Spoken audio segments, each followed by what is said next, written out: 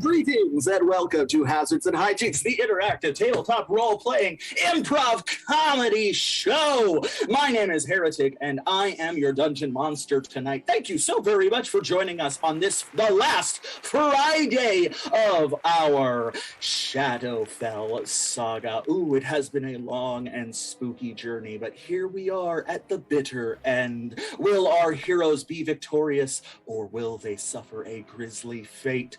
Only time will tell, and the dice will decide as we go on one last adventure into the nightmare. So let's go together now, hand in hand. Yes, that's right. That's what we do here at Hazards and Hijinks. We go on improvised adventures built by you, our lovely audience. We went to our social medias and we built one terrifying trial for our adventurers tonight. Yes, after our adventure last week, our heroes somewhat didn't quite succeed at their quest. So first and foremost, we said, what should we do? Should we take it easy or go hard on them? And you said, take it easy on them. So we decided to give them a redemption quest. We will give them the opportunity to redeem themselves from last week. They will be able to go on a redemption quest to see if they can make everything right with the universe. If they succeed, the scales will be balanced and all will be restored. Should they fail, they'll be in trouble. Next, we said, what kind of monsters would you like to see in tonight's show? And you picked Frankensteins. That's right. We will be seeing the patchwork horrors themselves. The Frankensteins will be making appearances tonight. Next, we said, because it is a meat grinder show, that's right, it is the last show of the month, so we are making it a meat grinder show. We said, what kind of meat grinder challenge do you want? We threw up a battle royale or a big boss, and you selected the big boss. So at some point tonight, our heroes will be fighting a big boss. That'll be coming out real hard, swinging, punching, crunching, ripping from shreds. They'll have to take on a tough opponent, harder than any challenge they will have to face at any other part in the show. And if they succeed, they will get that much closer to leveling all of these nightmarish challenges and more. In addition, because this is a meat grinder tonight, every time we have a meat grinder, we always make the show a bit more challenging. So tonight we are actually locking the system. We are cutting the cord. The phone calls will not be coming from inside the house tonight. That is right. There will be no donations tonight. No help from you. No potions. No hazards. No enchanted weapons. No epic armors, nothing. They are on their own. They will use their wits, their wiles, and fortune will be on their side to see if they survive. If they do, they will be true heroes of the most epic quality, and if they fail, they will blame you forever. That also means I don't have to waste any time explaining how our donation mechanics work, but I will take this opportunity to tell you about our Patreon. We have a Patreon at Hazards and Hijinks. We encourage you to check it out because it has great opportunities to be part of our Discord and to make and to be part of our donation process and to get your name at the very end of the show, where you could be a shout out. You get a shout out at the very end of the show. You get to participate in cool voting opportunities throughout the week, throughout the month, throughout the year. You get to be part of really cool stuff, and it's a lot of cool fun, so you should definitely check it out. So that's all I'm going to talk about that. Now it's time to introduce our victims for tonight, our final sacrifices under the harvest moon. Let's get it started with everyone's favorite Burns, Brandon Burns, as Michael Richardson, the Human Hunter. Oh, it's a pleasure to see you again there, ominous voice in the sky. How you doing? Oh, I am decomposing as we speak. That's terrifying. That's simply terrifying. Yes, it is. It certainly is. Next up, we have everyone's favorite Tyler. Put your hands together for Tyler X. Kuntz as Snugdar, the catfolk priest. Now let's get some magic and change things for the better. Yes, I love that eternal optimism. Let's see if we can do it tonight. Next up, we have everyone's favorite Jane. Put your hands together for Holly Scott as Jane Goodfield, the human. Did you know that cows have 4 stomachs? I knew that. I did. Did you also know all 4 of them are conscious? That's cool. Yeah. horrifying. And finally, making their debut as part of this two-parter Shadowfel saga, put your hands together for everyone's favorite seagull, Sierra Seagull, as Bubbles Wrathnit, the Orc Berserker. So, still no food, or food this time? Do we have food? Is there food? I called the pizza guy. I just don't know your address. So I said you would light a fire in front of your front yard. On it. Yeah. So just do that in the few seconds while I'm painting the scene. Run outside, light a fire while I'm painting the scene. Let's get started the way we always do, with a hearty huzzah and try to log it home because it's a lot of fun and it definitely doesn't invoke evil spirits from the nether realm. 3, 2, 1, huzzah! When last we saw our cool adventurers, they were at the decrepit windmill. They had found 2 well-dressed survivors of Dr. Radicin's wicked experiments. They had barricaded themselves inside, but the charm and quick wits of Jane and Bubbles had gained their trust enough to let both of them in, just as Snugdar and Michael Richardson had coincidentally crossed paths. Snugdar had climbed the wall and made friends with Jane, seemingly to gain entrance, as Michael Richardson had greeted Bubbles at the door. However, just as they did, as the two parties joined together, potentially to turn the tide and make a way to join forces and defeat the evil around them, the swarm of crawling hands overwhelmed like a tsunami the entire crumbling edifice of stone, crashing down on top of all of them. They only had a few moments to react, each of them taking drastic steps to get away from the clawing mandibles. What do you do? We'll start with Michael Richardson, as you were the closest to the horrors. What do you do? Yeah, so I see that sea of hands and I take a little bit. I stole some of that dragon's whiskey, and I throw a huge gulp of it into my mouth, and then take out my lighter and I blow a fire's breath to just to push the hands back.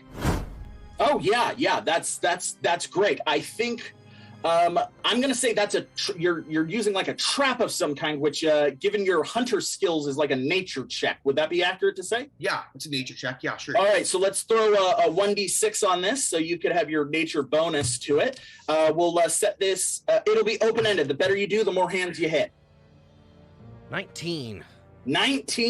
Yes, you shoot up a huge wall of flame that immediately ameliorates several of the hands. They just burst into flame, and like little fireworks, they pop. The torrent that was about to fall on you kind of falls back, and you're able to take a few steps back and jump through the open half of the door that Bubbles had pulled open for you. You are now safely inside. Snugdar, you were the next immediately in danger, so I will say you'll go next. What would you like to do? I get all scared, and I start hissing, and I go, and my fur jumps on end, and I extend it to the point that they turn into deadly spikes. So any hand that will get up on me spikes, that is now me fur, they'll impale themselves. Okay, that sounds like a defend action to me. Yes, I will defend. Sounds good. A defend action is a great tactic at this point. So yes, as the hands swarm up the side of the windmill, several try to grab on you, but they immediately impale themselves against the stiff haunches of your fur and fall down lifeless, just like piles of them as you hiss and dig deep into the stone edifice of the wall. Next would be Bubbles. Bubbles, as Michael Richardson jumps in, you see the hands kind of reform and turn into like a bludgeoning fist made out of hands, kind of looming and pushing towards the front door. What do you do? I want to protect Michael. I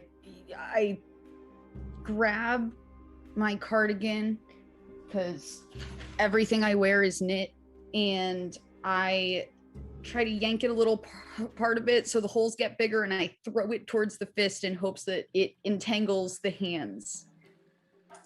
Okay. How are you going to do that? Like I just said. Okay, yeah. I don't know what kind of questions you have. She's taking her cardigan Voice in the sky. and Come throwing on. it at the hands to capture the hands. Yeah, it's pretty simple, I think. A very simple action, Okay. I think. I'm pretty sure. All right. Well, then, yeah, I'm going to say that's a intelligence check then. So we'll set this at 16. So 1d20, and we'll see how you do.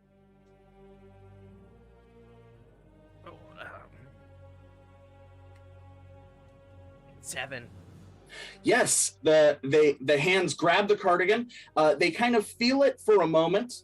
Seemingly, if you can tell just by hand gestures, it seems like they're admiring the craftsmanship of it. And then they rip it to shreds.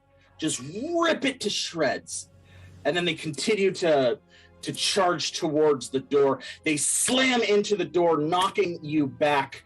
You quickly move back, and you're able to hold the door closed as they slam into it.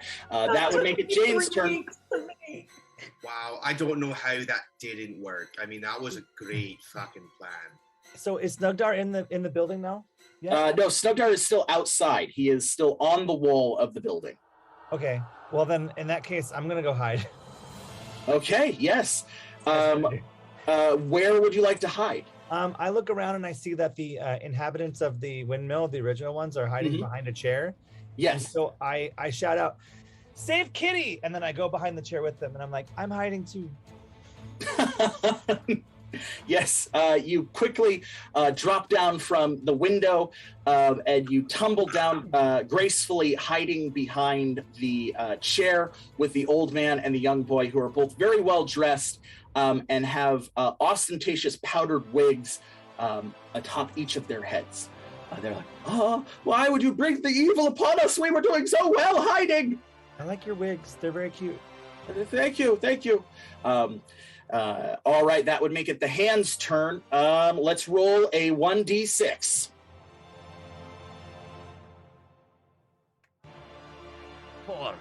4. Okay. That definitely beats Bubbles 1 by a factor of 3. So something really bad is going to happen, or you can take a substantial amount of damage.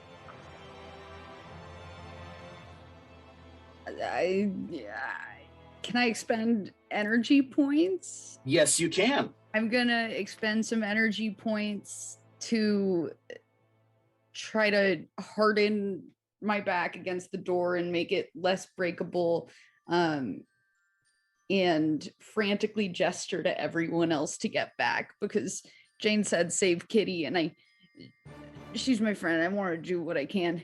Okay, yeah. To stabilize the door, that's going to cost you 3 energy points. Down. So, all right. Pulling all of your energy, remembering your mom's training about focus and how to center yourself in combat situations. You like find your calm, and then you, with resolve, you push your whole body against the door.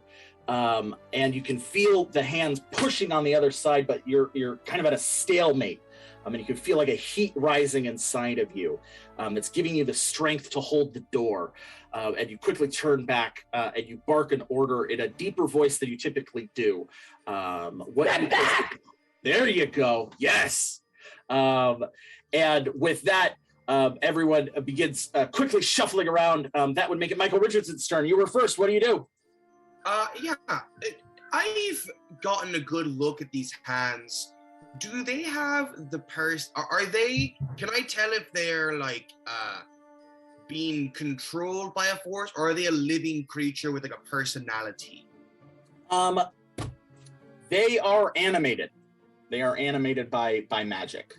What kind of personality do they have? Like, are they the personality, like, do they have like a personality like a dog, perchance? Like, I mean, if it's animated, it's got some kind of personality to it. So, like, yeah. How do the hands act? That would require an intelligence check on your part. I'll do it. And I feel like I have advantage given nature, nature. I would argue that you don't have advantage because these are clearly unnatural things. But I have a cult, so I'm used to the unnatural. Ah, there we go. Now I will let you use the occult bonus on that. All right, so using your occult skill, yeah, we'll do a check. We'll set the check at 12 with your bonus.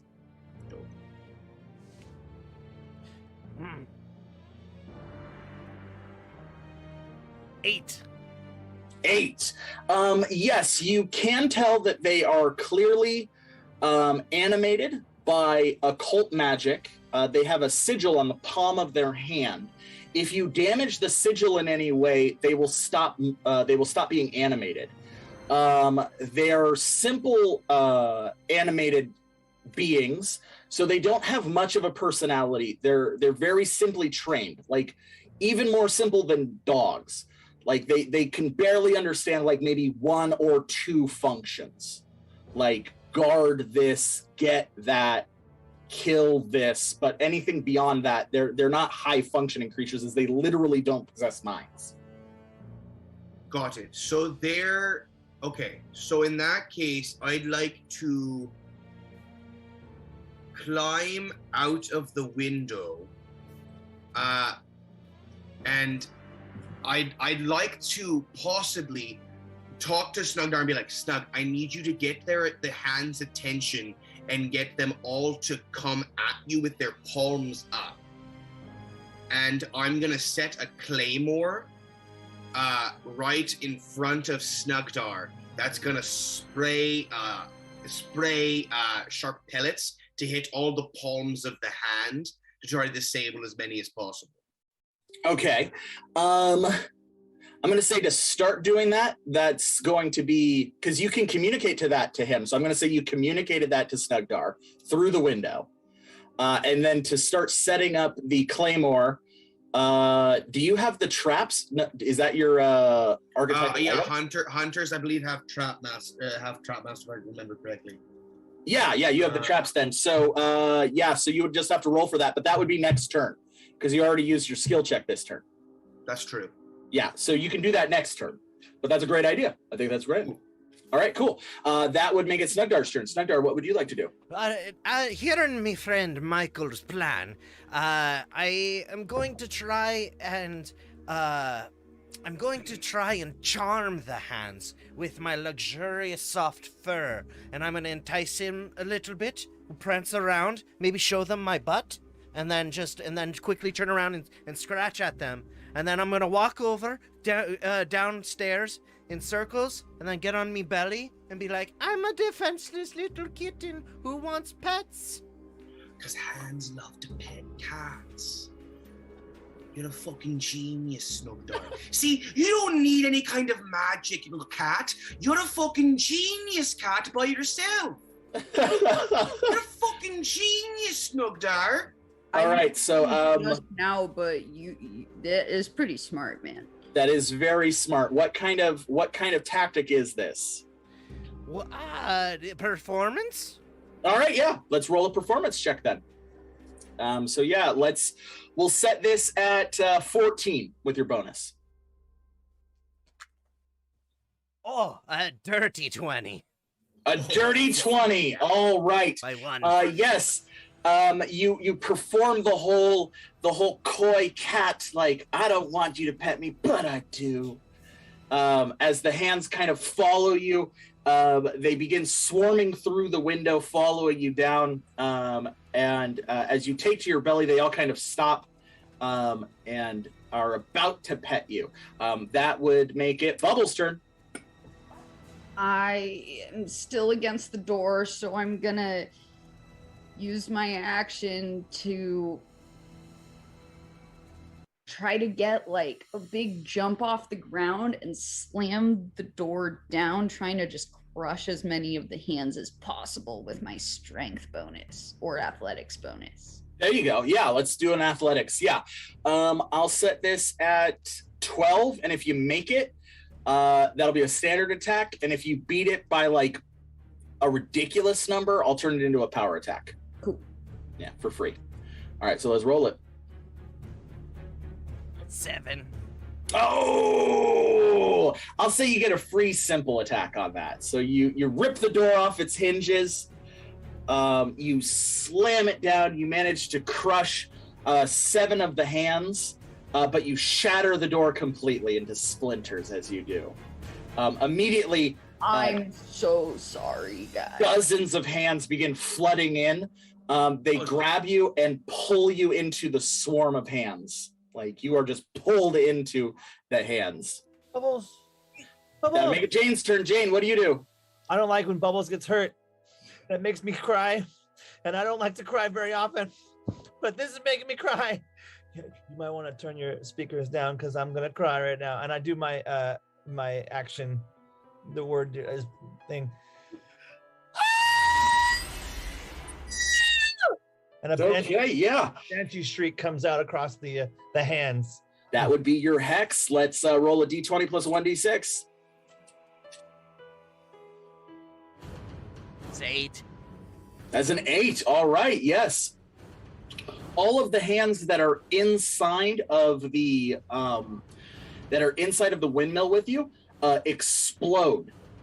They just rupture from the force of your scream. However, the acoustics of the windmill, the stone, the way it's designed, the scream reverberates back and forth. It just seems to amplify, causing the whole structure to begin to collapse. And it collapses on top of all of you. And all of you are knocked unconscious. We have a TPK. Cool. That backfired badly. Oh, Not what I wanted to do at all. As the stones fall and strike all of you are thrust into a deep and unsettling darkness. The sensation of being tugged and dragged across the ground slowly pulls you back to the realm of consciousness. Blurry images of a dark moonless sky above you, tall spiked pine trees in the distance, and a looming castle before falling back into darkness, before being awoken suddenly to the strong smell of blood and formaldehyde and the humming of a man and the tight realization that you are bound with leather and chains to tables. Oh, wonderful, you're up. It's good to see you again, Bubbles, Jane, and new people as well. Hello. Oh man. Ugh. Hi, Dr. Marriott. Not my name. I am actually familiar with Dr. Marriott. He and I were colleagues back at the university, but that was many years ago. Hello. Now, see here. I think you have the wrong people. We will just be going now. Yeah, we were on a different walkabout and got kind of stuck into this. We're doing something else, the two of us. Oh, well, yes, that's all fine and well. Unfortunately, it's been quite some time since I've had the opportunity to perform my experiments on a tabaxi, and so I really can't pass up this opportunity. So I'm going to be keeping our feline friend here, and while doing your preliminary blood tests, I found that eye, or lack thereof, particularly interesting, and so I would like to do some further tests on that before I decide exactly what to do with you, if that's all right. No, that's not all. No, Yeah, none of us are cool with this, dude. Kitty, you're a Tabasco? I didn't know you were a Tabasco. I thought you were a kitty. I don't know what he's talking about either. I'll give you a tabaxi. Eh? See? Yeah. Yeah, he's not a hot sauce there person who I don't quite know. Oh, hello. My name is Doctor Radicin. Doctor Radicin. Yes. My name is Doctor Radicin. I am the current owner of this estate, as well as the kind of architect of this horror show, I guess you could call it. Yes. You're a doctor and an architect. That's an impressive double major. Oh, well, thank you. Technically, I'm an engineer, so my expertise is quite wide, as it turns out. Did you study at the local university, or did you go to double PU? Oh, I went to double PU, actually. I didn't realize you were familiar. I am. I used to teach there. I used to teach there quite a lot. You might have known. Did you study with the Professor Shenanigans? No, I'm afraid not. He takes off his plague doctor mask. Despite my youthful visage, I am actually quite old, so I probably predate your colleague by several decades. As it turns out. No! I taught there about 60 years ago. Well, then maybe we do. Maybe we have crossed paths, but I'm terrible with the memory. While this lovely conversation's going on, I'm gonna extend one of me claws and try and slice off me straps. Okay, that's going to be a dexterity check on your part. We'll set this at 12. Can I give him advantage because I've completely distracted him so he can be a bit more obvious with it? Yes, we'll roll an aid check on your part. Let's roll the aid check first. Oh, good. 3. Oh, no, that's a hindrance. So we are applying a negative D6 to that dexterity check. Hey. Being a cat, I'm rather dexterous. That might cancel out me bonus then. You're also bound with leather and chains to a table. But what about like a hindrance 6? I got a 13. With the negative penalty? With the negative help. All right, yes, you are able to undo your right arm. While this is happening, can I make a perception check? Yes. Room? Yes, let's do an open-ended perception check. I have a proficiency in perception, I think. All right, well then let's add a D6 bonus to that perception check. Oh, gosh. A 5. Okay, the room is not very well lit. You can see several vats of a noxious chemical that seems to be a mix of formaldehyde. You can smell that pretty clearly, mixed with other chemicals that you can't quite make out. The blood that you're smelling is just from the floor. The two other people that you saw, the old man and the young boy from the windmill, they are also in the room, but they are not bound. They're just standing rather motionlessly a few yards away next to a large man in a suit of armor and the chef that you met earlier in the evening. Chef, hi. While the university convo is happening, I'm gonna look at the old man and the young boy in the nice clothes and wigs, and I'm gonna just mouth,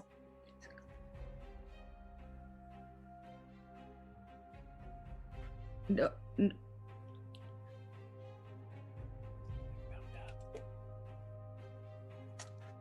So were you part of the fraternity, Kukuli?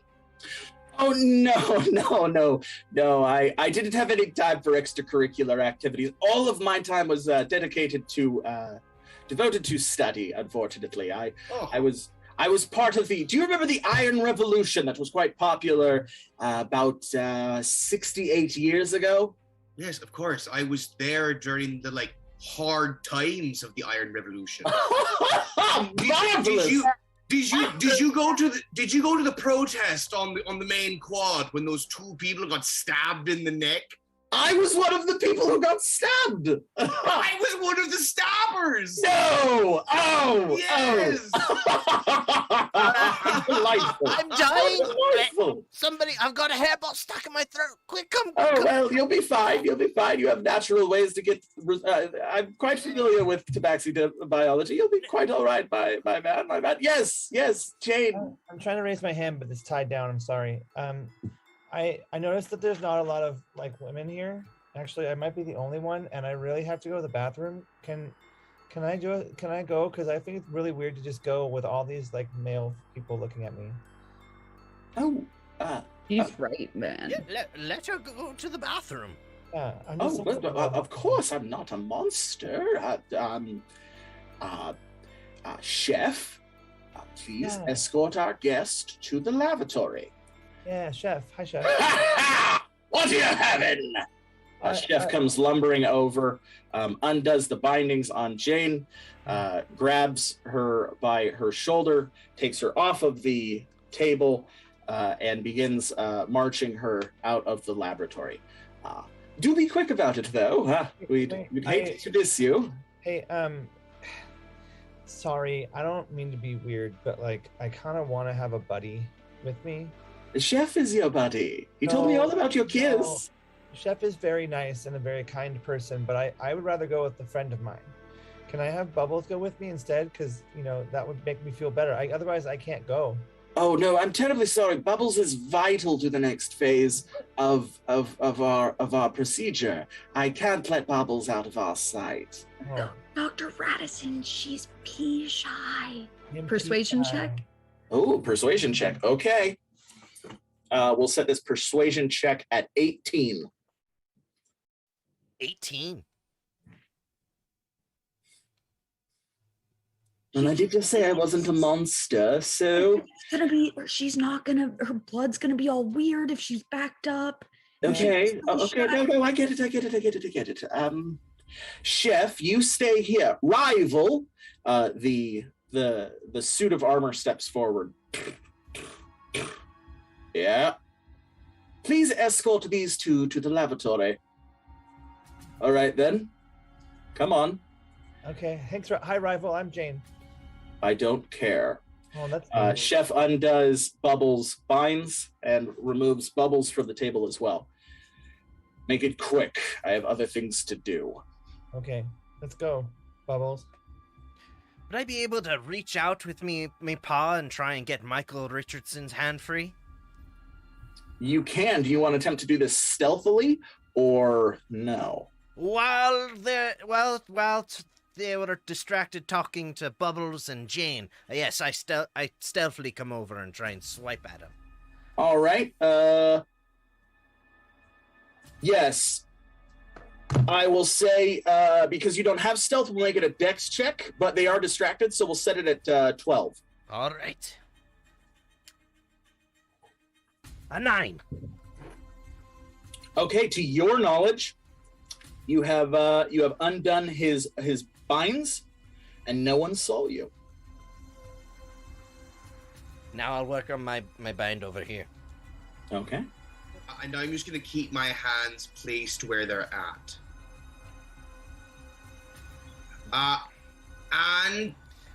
But so listen, if you were part of the Iron Revolution, I got to be honest with you, friend, I feel like we're on the same side here. I mean, we fought for so many of the same causes, it sounds like. Oh, yes. Unfortunately, those were the follies of youth. I like so many of our colleagues believed that iron was the superior path, but now I realize no. Nature provided flesh. Yes. Flesh is the superior path. Exactly. I did not see it then, but I see it now, clearly. Exactly. And nature also provided acid hairballs. Right at the doctor. Oh!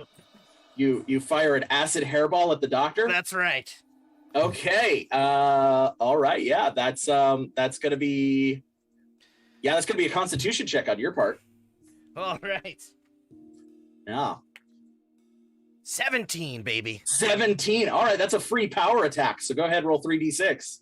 Oh, snaps. I got your 3. Oh, 10.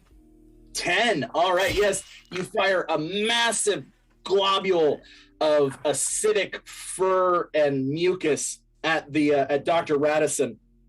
He kind of tries futilely to throw up his arms to guard himself as it strikes him. A big plume of steam and smoke as you can smell the leather from his plague doctor robes burning and melting off of him. Chef kind of moves forward, pulling his massive meat cleaver, being like, "Meat pies! Ha ha! No, it's fine. It's fine. I'm quite all right." As Dr. Radicin stands back up, revealing his entire body is made out of metal. Except for his face, which is a desiccated, withered human skin stapled to an iron-born face. Ooh. As I said, the follies of youth led me to believe that iron was the superior way, but now I realize flesh is the true path, which is why I need your friend. I intend to take his body for my own, with a few modifications. And unfortunately, acid does nothing to this form. Nice try, though. I guess that means we won't be enjoying your company any further. No, Michael! No! As he says that, I'm going to use my silent whistle to communicate with the ACC that are around. Okay. And I'm going to summon one of my local agents, Bartholomew. Okay. He's a werewolf person who specializes in he's a special agent, and I'm gonna summon him through to defend the two of us. Okay, yeah. Yeah, we're in combat, so yeah, you can use that. So let's roll a d20 plus a d6.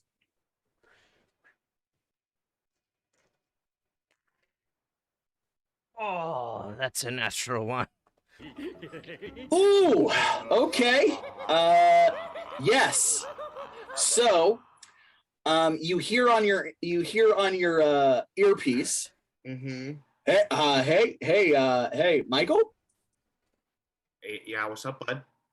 I'm in a bit of a pickle right now. Why would you get into a pickle? Because I'm on leave right now. And so I'm at the Pickle Festival here in San Burial Valley. You know, they got that Pickle Festival. So I'm literally knee deep in a pickle. You're allergic to pickles, I thought. Yeah, but my shaman was saying that I really needed to focus on aversion therapy. So yeah, I'm covered in hives, but I've never felt more alive in my life. Bartholomew, I told you to be on call this weekend. I thought we discussed this at our last meeting. I thought you were gonna take your vacation next week. Well, I mean, you're not in charge anymore, you know? What? No, I know I'm not in charge so anymore. I just took it as I didn't know you're not really in a position to give me an order. I thought it was just hey, you should, and I was like, yeah, maybe I should. But then my therapist was like, you should also set clear boundaries with your coworkers. Everything okay over there, Michael? Now, just give me 1 second. I'm having a quick headache conversation. Oh, okay. Bartholomew, I know that I didn't mean it as your boss. I mean, we're friends. I thought that I've always tried to be there for you when you go on missions. And, yeah. I thought that that was just something that we liked to do together, you know, I defend you, you defend me, and then we get to have a drink afterwards. I thought. No, I feel that. I'm sorry. Give me 1 sec. Yeah, I'm sorry. Just let me get out of this. I'm getting out of the pickle real quick. Oh. Okay. All right. Okay. Yeah. No. No. I'd like to get back in it. I'm just on a call. Thank you. So, what do you need? Do you need something? I mean, yeah, we're in a whole cave system with some metal doctor that's trying to kill a bunch of people and take over mine or someone else's body to meet some darker needed something. I don't fucking know. He's trying to kill a precious little kitty. Yeah, he's trying to kill a precious little kitty. My friend's not dark. Okay, well, yeah, I mean, Look, Bartholomew, I don't want to ruin your vacation because I'm glad that you're doing something for yourself and you're taking care of yourself. So look, I apologize if I ever made you feel like I had to put you in an awkward position where you felt like you had to do something you weren't comfortable doing. Hey, we're all part of the same pack. Let me put out the call, see who answers. All right. I appreciate that, friend. All right. Let me. Tell him I just mental want health you- days are important. Yeah, my friend does want me to say, and I agree that mental health days are important. So I am glad that you're doing this for yourself. Well, thank you. I sincerely appreciate that. God. And I understand that you're in a stressful situation, and that probably explains your demeanor at this moment. Let me see who I can get a hold of, and we'll figure this out. I appreciate that, friend. And Okay, hey, cool. All right. Your next pick was on me. All right. You. All right. Talk to you later. Okay. Bye. All right. Bye. I only heard one half of that conversation, but he sounds like a lovely guy. I love Bartholomew. Honestly, one of the best guys. He was best man on my wedding until she ended up being double agent, tried to kill us all. But just a great guy. Great fucking guy. Suddenly, Chef's massive cleaver comes slamming down on the table right between Michael Richardson's legs. All right, Chef, let's not fucking go for the manhood, please. Meat pies! Have you ever had like an actual meat pie? Meat pies! Oh, this is like the one thing that you know. Oh, Doctor Radicin! You've mind controlled all of them, haven't you? Oh, someone's playing catch up. Yes. I just put it all together. Oh, I just put it all together. You're still not 100% there, but you're getting so close. I love it. I mean, I was a nature guy. I wasn't big on like the human mind, mainly the animal mind. Yes. Oh, Yeah. it's actually much more horrifying, but you're getting so close. Oh, I'm sure it's terrifying. I'm sure it's terrifying. Especially, like, there's some dark energy happening from the two people that we were just with. Don't fucking know what that's all about. Yes. Chef, you can turn them into meat pies if you like. As his sword is right underneath me, right? Like his little mallet thing. His cleaver, yes. I would, yeah. So I drink a lot, constantly drinking daddy's juice. Yep. My pee is like molten lava. So what I would like to do is I would like to piss on this man's hand and sword to completely melt both of them. Okay. Yeah. I'm going to say that's a. You could call it a power attack. All right, that's a power attack. That's a power attack. Let's do it. All right, let's roll a power attack. My power attack is my pee stream. 14. 14. Yes. You begin relieving yourself, and the cleaver begins melting, as does Chef's hand. You can see it begins melting. Chef kind of pulls his hand up as it begins to melt. And he goes, "What are you having?" And he tries to like shake it off as bits of his hand kind of fly off. He balls up his fist and he swings it at you. Let's roll the attack. Let's roll a d6. 5.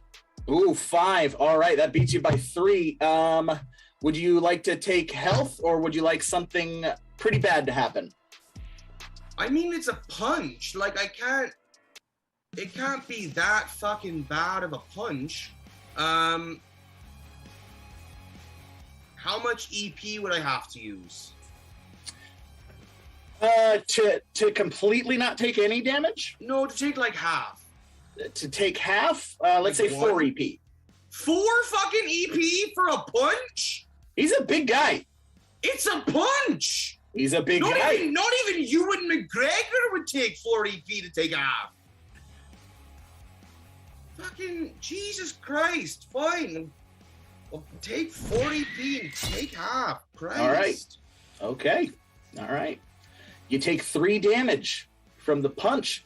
You're a piece of shit. You're a fucking piece of shit. You know that? You fucking piece of fucking shit. Calling this like it's gonna be a big fucking deal and it's fucking 6 health. You suck. You fucking suck. And you only have 14 health. That's a lot of health. Fucking don't like you. You fucking piece of shit. I'm not talking to you the rest of the show. Taking a cue off of me friend Michael, like minds we think alike. I pounce up over onto the Mr. Radicin, and try and land dexterously to then release my copious amounts of pee I have stored on our journey. Okay, yes. Is that also a power attack? You bet your britches. A fucking of course it is. Okay, yeah. All right, let's... I'm going to call this episode Night of the Golden Showers or something. Let's do this. All right, let's roll that power attack.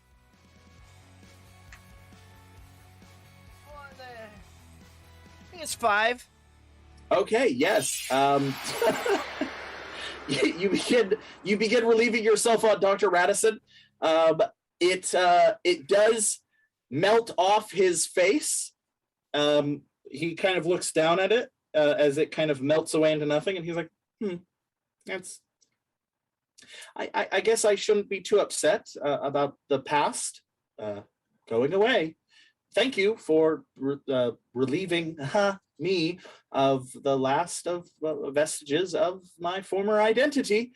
He then quickly, with his mechanical arms, punches you. Let's roll the attack. Jesus. Oh, 6. Ooh, that beats you by 3. You can take damage, or something bad can happen. I will take the damage. Okay, 6 damage. All right, I am knocked out. Oh no!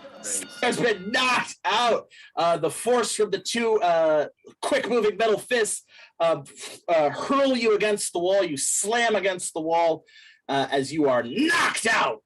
Before my lights, before the world goes dark and it closes in around me, I go, not only is my pee sterile, but it's also highly corrosive.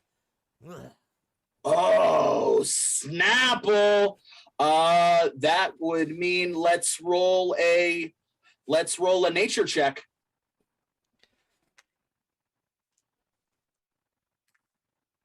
11. 11, yes. Dr. Radicin begins looking as his armor does begin, the metal of his body does begin eating away and eroding. Yeah. Well done, Snugdar. All right. Meanwhile, back in the hallway with Bubbles and Jane and Rival.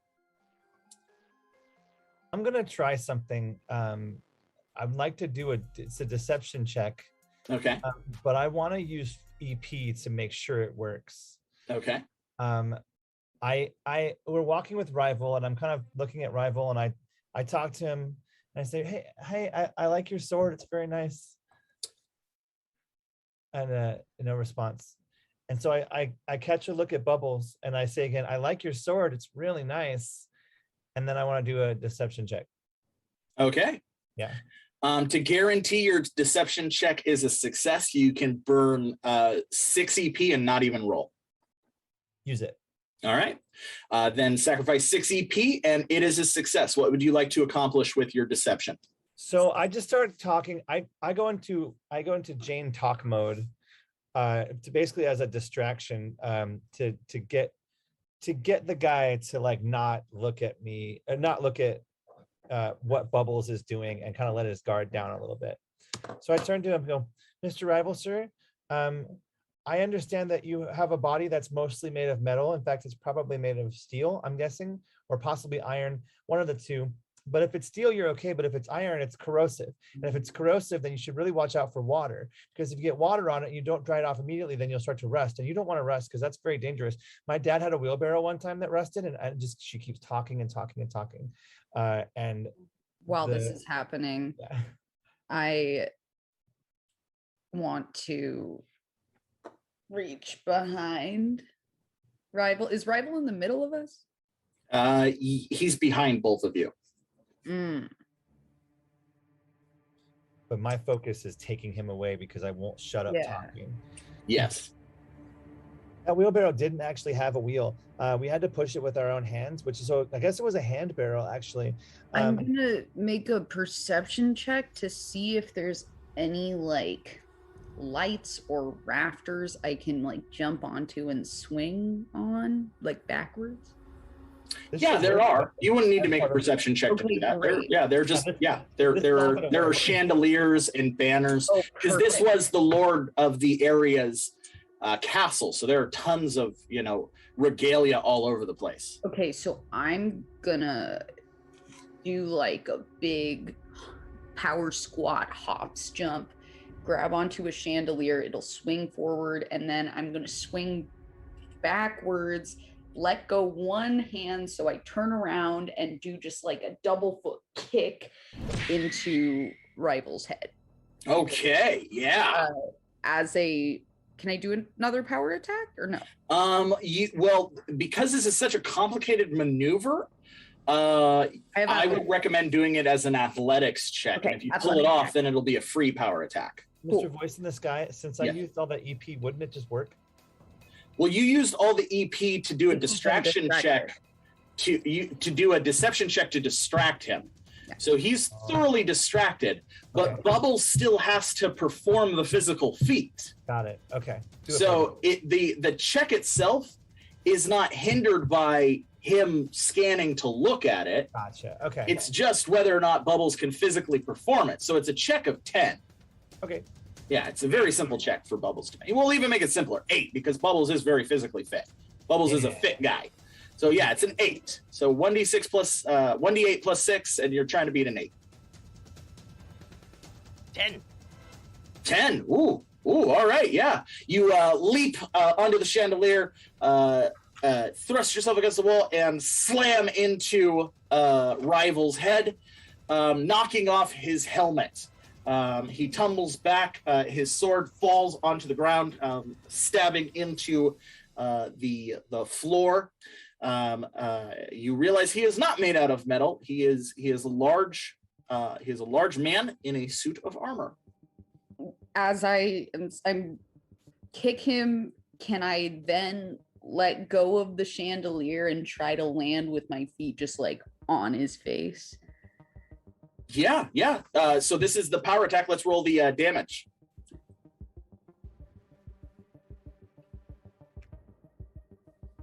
11.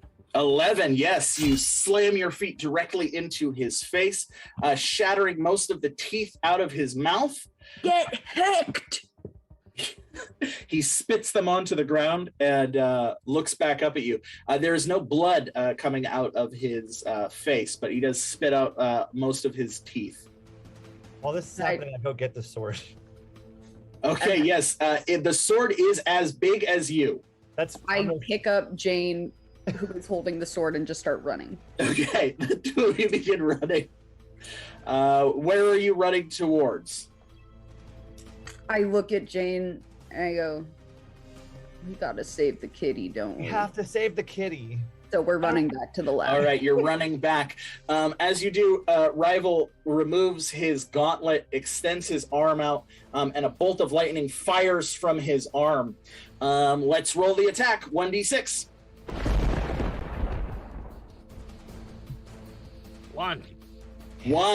It strikes, but the chandelier and Bubbles is able to duck under it, and it strikes the chandelier, exploding, but it looks very cool, very epic as the two of you turn and make your way down the hallway. Rival, you can hear him slowly walking behind you, picking up his helm and putting it back on.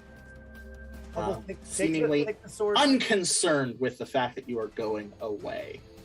As you turn the hallway, you see a flight of stairs that you didn't really notice before because you were focused on how you were going to get around or take care of Rival. But you notice there's a figure coming up the flight of stairs. Do you stop? Do you continue going? Do you confront the figure coming up the stairs? What do you do? Is the stairs the way to the lab? No. The way to the lab is straight, but what you realize is there like an offshoot of the hallway is a stairwell that you didn't really notice before, but as you're running, you see a figure with a torch coming up the stairs. I'm gonna grab the sword from Jane and just try to javelin it into this dude with a strength check. All right, yeah. Let's roll a strength check. The better you do, the better you do. 16. 16. Yes. You throw it like a javelin. It strikes directly into the chest of this hooded figure with a torch. You get hexed too. He slams against the wall. The figure kind of looks at you, pulls the sword out, drops it on the ground, and pulls out his own sword and points it at you. And I'm running. I didn't even stop running. Now you have he is chasing after you. Unlike Rival, who's taken his time like Michael Myers style, this guy is hustling after you, and he's barking as he does. He's like, "Rawr, rawr, rawr, rawr, rawr, rawr, rawr, rawr, rawr." We should go back to get the sword because you're good with swords, right? I've never touched a sword in my life, dude. I live on a farm. I knit. Oh. As you continue to run, beyond the sound of the barking directly behind you, you hear the echo of steel grinding against stone, and what you can only assume is Rival picking up his massive sword slowly and nonchalantly. You arrive at the door of Dr. Radicin's laboratory. You hear a commotion inside as what sounds like someone being slammed against a wall. Can I Kool-Aid Man through the door? Absolutely. Please put me down first. No, I'm gonna just go in other side first. Oh, okay, great. All right, that will be another strength check. Let's roll the strength check. 19. Oh yeah! Yes. Splinters fly through as you obliterate the wall. This counts as a standard attack. So let's roll 2d6. 8.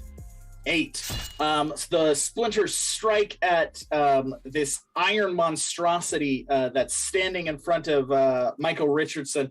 It turns, and it still has the hat of Dr. Radicin, and you realize that this is Dr. Radicin. It's Dr. Days in. Oh no, Dr. Days And the wood kind of explodes on him, and it seems to be catching some of eroded pieces of his metal shielding. As he turns to you and he goes, "Oh, you're back. I'm glad you found the restroom." Kitty! No, Kitty! Snugjar, yes, is on the ground on the side of the wall, unconscious, slammed against the wall. That would make it Michael Richardson's turn. Michael, what do you do? Yeah, so the chef guy is in front of me, correct? Yes, the chef guy is in front of you. Dr. Radicin is behind him. And Snugdar is to your 3 o'clock. Is his hand bleeding as well? Is his hand bleeding? No, his hand is not bleeding. It's melted, but it's not bleeding. So I have my left hand free. That's been taken out. I would like to remove the talisman and the sludge of the good boy, and with him, the man in front of me, I would like to take both, and I would like to shove them into the man in front of me, and begin to, as I do that, whip the glasses off of my face, opening my eye, and summoning the being of the good boy knight to take over this vessel, using his sludge to act as the blood. So the sludge begins to flow through the chef, taking him over, and I just begin to say, "You will do the bidding of the man named Gregory. You shall be upon this earth not as a vessel of the good boy, but that of the man in the middle. That is what you must do. That is what you shall be for the end of time." And use my opulent check to bring him. And I'll use whatever EP I need to use to make that happen perfectly. Okay. How much EP do you have? I have 6, so I'll use all of that. Okay, no, it'll only cost you 4, because as you do it, you see a hooded figure who is barking, holding a sword, come charging in, and you realize that is the dog that you killed earlier, and then he teleports away, And he's like, no! And he teleports away, and then he teleports inside of the chef, exploding out of the chef. He's like, you foul, rakish son of a bitch! Welcome to your new life, you cursed soul! Thou shalt not curse me! And he brings his sword down, striking again between your legs. Oh, then I piss on him. You shall not establish dominance over me! I serve but the good boy! Congratulations, you found your redemption quest. Suddenly you are pulled into a glowing plane filled with bouncing rubber balls and inflatable chew toys and the smell of beef jerky as a puppy in armor sits in front of you. Is it just me who's seeing this? It's just you. Oh. Hello. Fucking, why am I here? Because. No, you can't just fucking say because. I don't. Yeah, I can. I just did because. I don't fucking like you. I don't want to be here. Yeah, well, I don't want you to be here either, but here we are. Anywho, you did wrong by my anointed knight, and now you have to do right. I talked to Gregory about it, and he said this is the only way we can make it squaresies. Fucking, I have gotten no notice from Gregory that you fucking talked to him. I want to hear this. I want to hear this from Gregory. You bring Gregory here, and we'll have a fucking conversation. Okay.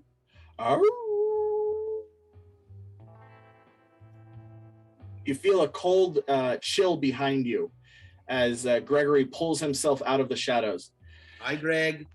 How's the family? I do not like to be summoned to planes of belief. Well, I don't like doing your bidding and then being told I did it fucking wrong. I did not realize you had transgressed in such flagrant manner. No, I didn't transgress anything. I did what you've been telling me to do for a millennia. So either I did it right, or I'm done doing your fucking bidding. You are done doing my bidding once you make amends with the puppy. The fuck does that mean? I'm done. Now, hold on a second, because if we're actually going to do I this... have spoken. And Gregory dematerializes. Oh, that sounds intense. Do I feel a shift in, like, my personhood? A slight shift, yes. Hello? How did I get here? What is this? What is good? You do not belong here. Go back to my sister's domain before I bury you like a bone. I thought I was dead. I don't. Every time, I swear. Well, listen. If I have to do right by your fucking good boy, and shit ends with I and Gregory, then it's going to get dangerous down there, so best of luck to the both of us. You'll do fine. You're well trained. I believe in you. You'll earn a treat. Bye-bye. I hate you so much. I fucking hate you so fucking much. Bye-bye. And you are thrust back. You are thrust back to the table. As he does, though, can I just, like, leave a grenade to blow up in his face as I disappear? Sure. I just hate him so. I come back. Make it a cult check. Make it a cult check. The better you do, I'll tell it. We'll find out what happens. So let's roll a d20 plus a d6. Cool. 16.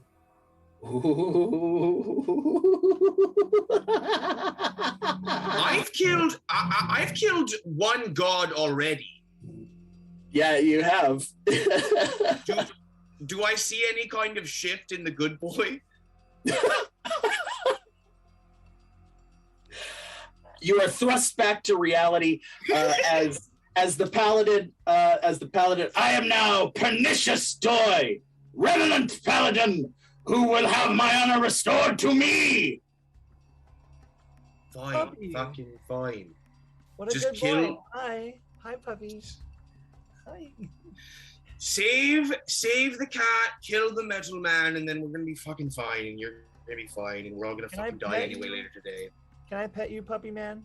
No, you may not. I give good. I demand recompense. I challenge you both to a duel. Both who? Because I Who? don't know you, man. Yeah. No, No, not he you. cha- Kid. he You acted out of challenged. fear. They acted out of hate. He's Ooh. challenging me. So what I'd like to do, I'd like to use my health potion to heal Snugdar. Okay. Yes. You're still bound, so you pull out your health potion. Pernicious Joy waves his hand. No, this is my duel of honor. He extends his hand over, and with dark magic, he heals Snugdar. That's a good boy. Good boy. Snugdar, you are healed back to full health. I Oh, grab Jane's hand. Jane, consent. Did a good thing. Okay, I'm sorry. that was a nice cat nap. You feeling all right there, Snug? Oh, I feel like I'm brand new. Hey, what is this guy doing here? I know. I thought I was bringing him back as some accursed soul, but apparently the good boy just, let him live again, and there's a whole thing. Anyways, if we're gonna duel to the death, can I have my hands free, please? He slices your hands free. Cool. I'd like to go over to Snugdar. I'd like to kind of get him up and just be like, all right, it's time for a duel. It's time for a duel, 2 against 1. And I'm just going to lean into Snug and be like, Snug, let me take this one. It's fine. Oh, Whatever happens, don't hit back. Oh, all right. Well, put me faith in you, Michael. Hey, wait, but you said this was a battle to the death. He looks like a revenant to me, which would mean he's already dead. Does that mean we win? So he needs to accomplish his one goal, which is to kill one of us. Yes, that is the only condition in which I can die. So technically, if you kill me in this duel to the death, I would die. Yeah. What's All right. Dr. Radicin doing right now? Dr. Radicin is slowly taking a few steps back as Rival comes in and slices Pernicious Doy in half down the middle, like top to tail, just shrink. Whoa! Oh! And he Oh, Dr. Howard Johnson, you're not gonna let that happen, are you? He did blow up Chef. I'm not happy about that. I spent a lot of work building Chef, and now he just blew him up. You built Chef? Yes, it took Wait, a lot Chef of is work. he's like your monster? Well, I don't like the term monster. I prefer construct. He was one of my constructs, as his rival. Rival, please kill the 2 interlopers and secure the orc for the transfer. The young lady has just been a nuisance, so do with her as you will. Yeah. I told you about rusting. That's a sacred thing hidden down the good fields for years. You don't want to be rusted out, do you, Rival? I was doing a good thing for you. Oh my God, please shut up. And he swings his sword at all of you. Let's roll a d6. 4. 4. All right, that's going to hit Bubbles and Michael Richardson. Well, that's going to hit everybody, but it's barely going to hit Jane and Snugdar. So, Can I drop an EP to not get hit? yeah, you can drop an EP to not get hit, or you can take a little damage. What would you like to do for I'll you? drop an EP to not get hit. All right, you sacrifice 2 EP. I'm precious. All right, Snugdar, you can do the same thing. I'll just take the hit. All right, you lose 1 hit point. Oh! Michael Richardson, you get hit a little harder, so something bad can happen. You can lose Fine. some EP, or you can take some damage. It's fine. I'll take some damage. All right, you take 3 points of damage. I'll take damage too. All right, now this is a much more substantial hit for you, so you take 6 points of damage. It slices clean into your gut. No, Dr. Radicin goes, Rival, what did I just say? I said don't hit the that would make it Bubbles' turn. Bubbles, because you're the closest one to Rival. Ow. And I pull out my hand and it's covered in blood, and the blood's like not the color it's supposed to be for a bile jaw orc. I've never bled before because I've had a very sheltered life. So I'm confused and I'm scared. And then I get angry and I go into a berserker rage. All right, yeah. Let's rage. D20 plus 1d6. 13. All right, what are you doing with your rage? I am going to just straight up Rival has a sword, right? Rival does have a sword. And he has his helmet's gone, right? No, he put it back on. Is there an eye slit? Yeah, he does have a visor. I am going to pull my knitting needles out from behind me and stab them into his eyes through the eye slit. Okay, yeah. You jump forward, stabbing him with those. He takes a step back and then continues forward, swinging his sword at you. That would make it Snugdar's turn. Snugdar, you're up next. What would you like to do?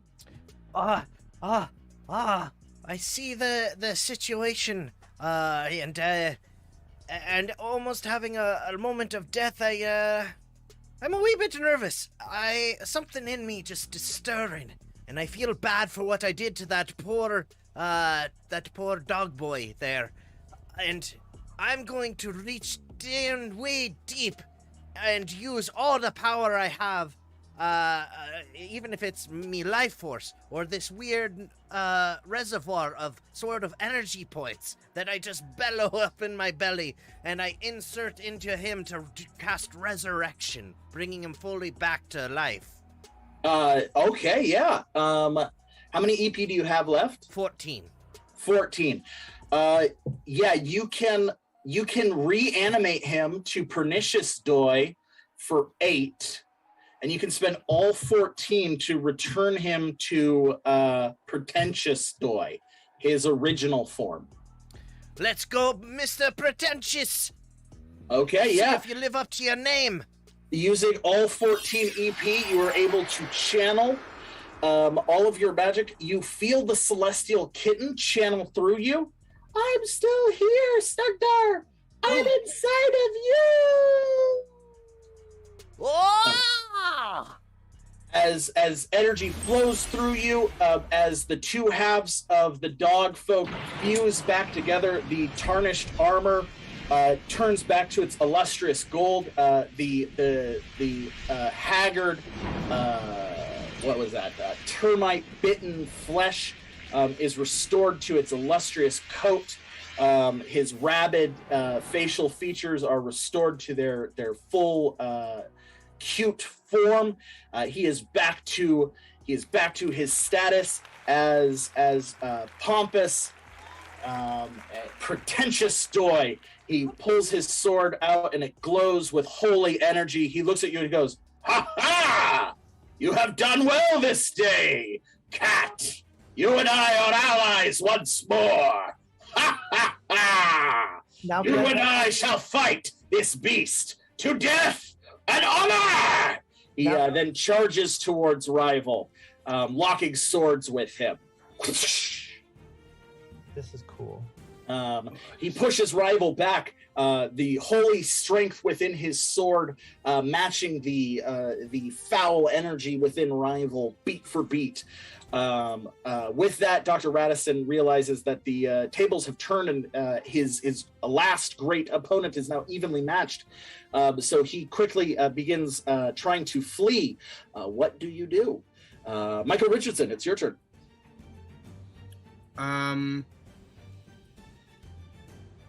I see him start to try to flee, and I'd like to use my athletics and my trap master skills to hog tie him in the room. Okay, yes. With your trap masters, we'll use a nature. So let's roll a nature check plus the 1d6. And if you pull it off, yeah, you'll hog tie him. And the better, we'll say the hog tie is a 12. And if you do better than that, you'll do additional stuff to him. Dope. 6. 6. Can I use the last of my EP to make it happen? Yeah, absolutely. Yeah, you use the last of your EP to get to the 12, so you do hog tie him. He tumbles down, smashing into the stone of the floor. He is immobilized. That would make it Jane's turn. I look around. Is there any, like, I want to do a perception check to see if there's any liquids or waters or anything in this. Oh yeah, there are huge vats of formaldehyde and other chemicals all throughout the laboratory.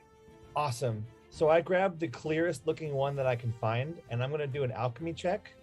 Okay. Try to turn it into a highly oxidized water that will rust Dr. Radicin. Okay, yes. We'll set that alchemy check at 12. Okay. So 1d6 plus d20. Oh, a dirty 20. A dirty 20, yes. All right. You quickly concoct the chemical and chuck it towards Dr. Radicin. This counts as a free power attack. Cool. Oh, 13. 13. Ooh, what a spooky number. I told you that water rusts iron. No, you told that to Rival, not to me. I have no point of reference, but also I'm an engineer, so I knew that. But I'm sorry. I thought I said that to you earlier. No, it's okay. Ooh. Oh, it begins oxidizing his armor chassis, melting it away very rapidly, revealing a brain encased in a crystal sphere that begins rolling slowly towards a wall and then coming to a stop. Kick it. Soccer ball. Okay. Yeah, all right, you kick it. As you kick it, you feel an intense psychic energy push back at you. You have to make a wisdom save. So actually, all of you do. We'll just do it as we'll do a 1d6. 4. 4, okay. So yeah, Jane Snugdar, you can lose a little health or a little EP. I only got health left, buddy.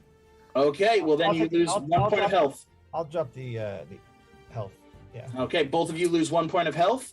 Michael Richardson, would you like something bad to happen? Health or EP? Oh, you're out of EP, so health or something bad? Health is fine. All right, then you lose 4 health. Bubbles, something really bad? Health.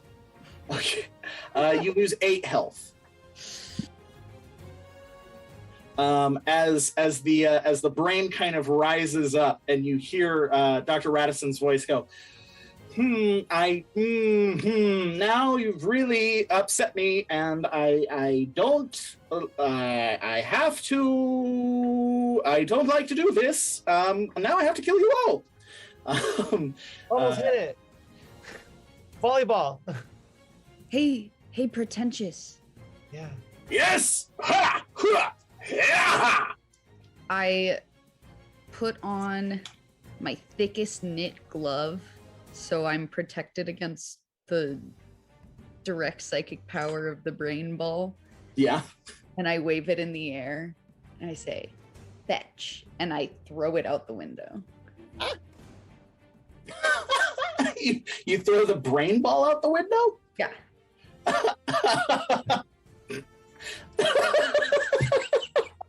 Okay. What kind of attack or skill or maneuver is this? I mean, I want to just say athletics, like a pitcher's arm. Okay, yeah. All right, yeah, it's an athletics. Can I use all of my EP to make sure it shatters on the ground? You can attempt an aid action, and then if you're successful, you can add EP to it. Okay. All right, so let's roll an aid first. Not 1. Nat 1. Ooh. That is bad. So Bubbles, as you wrap your head in the knit and you grab it, you hear Dr. Radicin's voice in your head. Well, that's exactly what I wanted you to do. You can take damage, or you can have something really bad happen. I think I have to have some. I don't have that much health left.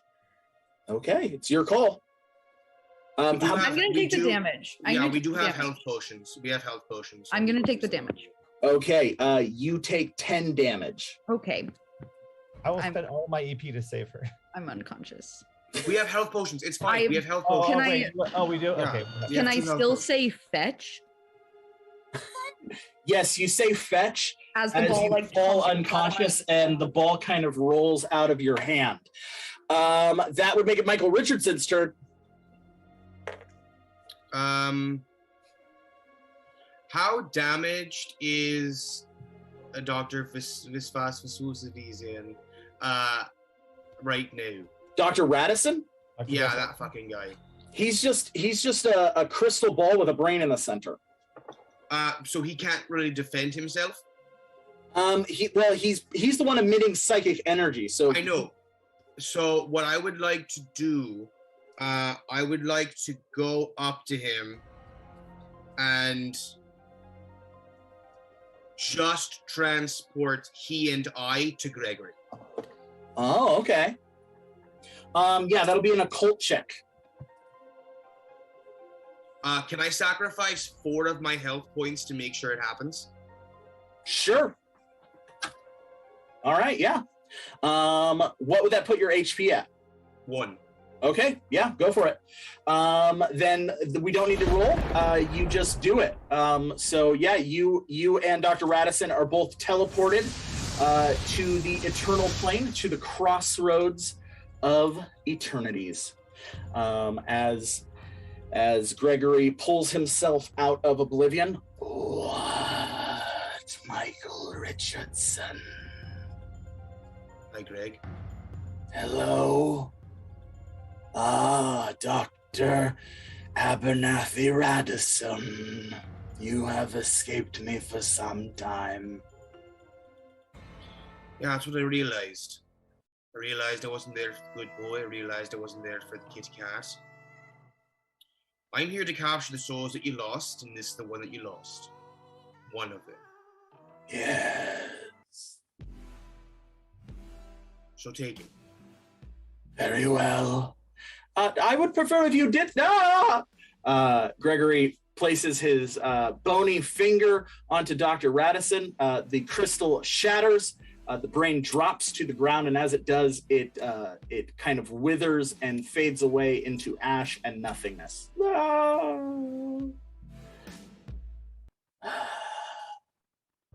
So you lied to the dog, you've lied to the cat. Who else are we going to lie to next? Lie to no one. You know I'm never going to be done. How many times have we lied to a celestial god that this is the last time, this is the last one, I do this and then we're done?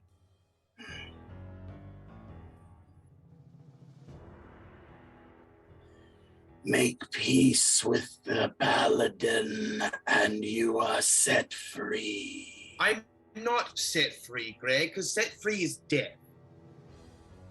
That's what that is. Freedom is death. So that's this tricky goal I have now.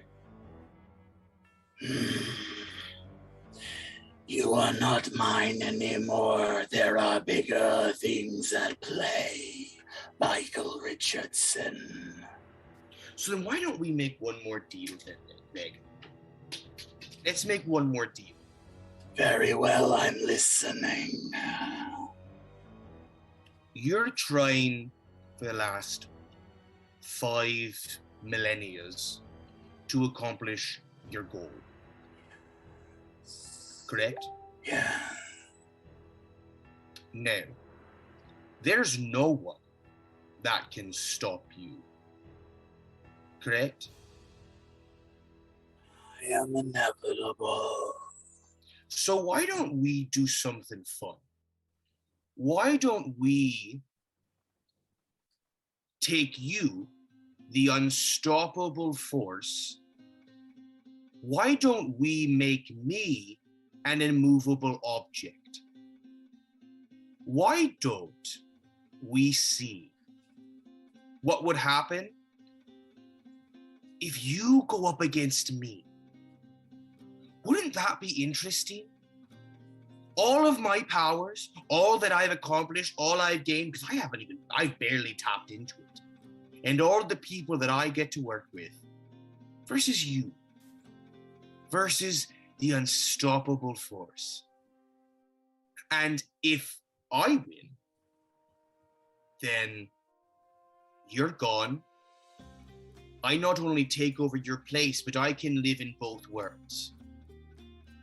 And if you win, not only do you get everything you've ever wanted, but you will get me and my family's service until the end of the suns. Deal. He thrusts his hand into your eye, and as he yanks, you are thrust back into reality. You fall back onto the ground as Pretentious Doy looks over you. My man, that was a great act of valor you performed, and it has moved my heart. I no longer wish to fight with you in a duel to the death. The honor of your compatriot has moved me to feel that you are honor-bound and good, well-trained and deserving of a treat. He reaches into a pocket and throws a dog treat onto your chest. May the good boy watch over you, and may you earn many pets upon your head. Can I pet you? No, you may not. Yeah. He walks over to Bubbles, and he claps his hand, and he rubs Bubbles' head. You are a good boy. You are deserving of many pets, and shall be walked tomorrow. Thank you, sir. I am Pretentious Doy, and I am the paladin of the good boy. I have spoken. Just leave. Just fucking leave. I shall. Remember this day when good overcame evil. Goodbye. And he leaves. What a bad dog. Bye. You should have let me pet him. What a bad dog. But he was a good dog because he brought Bubbles back. I've suddenly become very religious. So he's a medium. He's a medium dog. Kitty! And I start petting Kitty. Rival kind of looks around. He's been slashed. All of his limbs have been cut off. He's basically just like a stump. He's like, wait, so Doctor Radicin's... He begins vomiting black liquid as the two, the old man and the young boy begin vomiting black liquid as well. Their bodies desiccated fall to the ground. As the castle begins crumbling, the four of you quickly begin racing out of the castle back towards the town beneath. You see all of the well-dressed people within the town stumbling out. They too begin vomiting black liquid and falling to the ground as well. Dr. Radicin, what you would later discover, had turned all of them into flesh golems. They had all been killed and turned into flesh golems by him. And so he had done that to everyone in town. And so no diamonds for you, but the town was happy. The few survivors from the Crooked Man Inn were happy to return to the town. And they all rewarded you with a somber drink from ancient red worm whiskey, and told you that they would sing the tales of your heroism until the end of days. However, you would be haunted by the experiences of what you had witnessed that night, as Michael told each of you that he had challenged you all to death. Literally. What would that mean? Only time would tell. Next time on Hazards and Hijinks!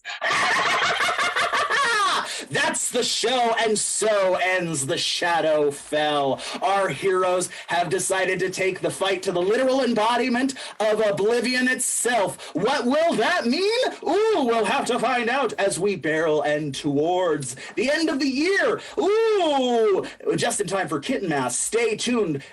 We have more shows next week. Next week we're actually going to see the conclusion of our Abaddon series, where we'll finally get to see what happened to Tusk and Albie and everyone else trapped in hell. So that'll be fun. About time to pay off that thread. Also, if please subscribe to our Patreon so you can help us decide who's going to be in the cast for our November shows. We're going to be introducing all of our new players, so that's going to be very, very exciting. We have tons of new players. We have tons of new stuff. So check that out. Otherwise, we love you. Thank you. Let's end the show as we always do with a hearty huzzah. 3, 2, 1. Huzzah! Huzzah! Thank you, thank you, thank you. Have a lovely night. Check out our Instagram, our Twitter, and all that stuff. Bye. Bye. Bye. Hey, look, we did it. We did it. We did it. We did it. We did it. We survived. Okay, gotta go. I love you so much. That was fun. Have a safe flight.